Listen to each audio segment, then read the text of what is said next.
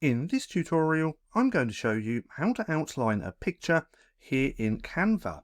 So I have this image just here. Now what I'm about to share will work with any picture here in Canva or any that you upload yourself. Now once you have your image, your picture on the canvas just like this, we simply want to click onto that image, come up to the top where we see this little toolbar, then we're going to click on border style, and then we're going to choose a border weight. Now there's a few different ones of dashes, but we're going to go with a solid line.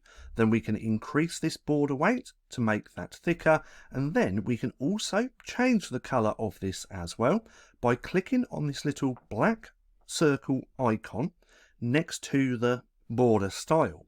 So if we click on there, we can then choose any color from our photo as well. We can choose solid colors in the default section and gradients as well. Or if you have your own color that you want to use and you know the hex code, we can simply click onto here and plug it in there. Now for this example, let's just go with a yellow, just like this. And there we go. This picture has now been outlined.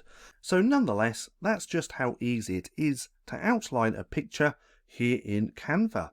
Now, if you found this video helpful at all, then please consider giving me a like, as it really helps out the channel. And if you're not too sure what to watch next, click right here and watch this playlist.